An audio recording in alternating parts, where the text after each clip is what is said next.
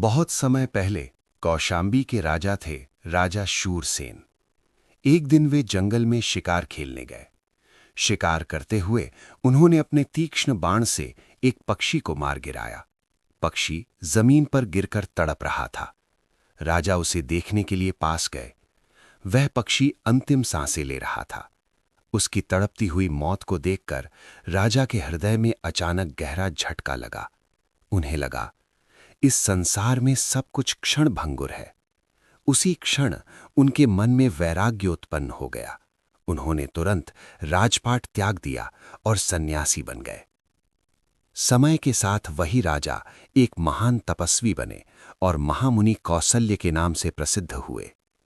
कठोर तपस्या से उन्होंने एक अद्भुत शक्ति प्राप्त कर ली, तेजोलस्या अस्त्र, जो क्रोध में प्रयोग करने पर किसी को भी तुरंत भस्म कर सकता था।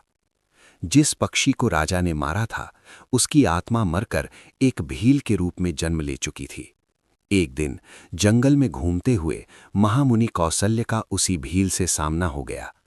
मुनि को देखते ही भील के मन में अजीब सी घृणा और क्रोध जाग उठा। वह बिना कारण मुनि पर टूट पड़ा और उन्हें लाठियों से पीटने लगा। मुनि काफी देर तक उसकी मार सहते रहे, लेकिन जब प्रहार रुकने का नाम नहीं ले रहा था, तो मुनि ने अपने बचाव के लिए तेजोलस्या अस्त्र का प्रयोग किया। एक ही क्षण में वह भील चलकर राख बन गया। उस भील की आत्मा अब उसी जंगल में सिंह बनकर पैदा हुई। कुछ समय बाद फिर वही घटना हुई। जंगल में घूमते हुए मुनि का सामना उसी सिंह से हो गया। सिंह ने मुनि को देखते ही उन पर झपट्टा मारा। मुनि ने फिर वही अस्त्र प्रयोग किया और सिंह भी जलकर भस्म हो गया। अब उस आत्मा ने हाथी का जन्म लिया। एक दिन हाथी जंगल में घूम रहा था और उसी समय फिर मुनि वहां पहुंच गए। हाथी ने क्रोध में आकर सोचा, इस बार मैं इसे अपने पैरों तले कुचल दूंगा। लेकिन जैसे ही वह हमला करने बढ़ा, मुनि ने फिर से तेजोलस्या अस्त्र का प्रयोग कर दिया और हाथी भी राख बन गया। हाथी की आत्मा इस बार सांड बनकर जन्मी। कुछ समय बाद फिर मुनि से उसकी भेंट हो गई। सांड की आंखों में भयानक क्रोध था। वह पूरी ताकत से मुनि की ओर दौड़ा, लेकिन इस बार भी वही हुआ। मुनि ने अस्त्र चलाया और सांड भी भस्म हो गया। अब वह आत्मा सर्प बन गई। उस ब्राह्मण की आत्मा अब वाराणसी में जन्मी और आगे चलकर राजा महाबाहु बनी। एक दिन राजा महाबाहु अपने महल के झरोखे से नगर को देख रहे थे। उसी समय नीचे राजपथ से गुजरते हुए उन्हें वही कौशल्य मुनि दिखाई दिए।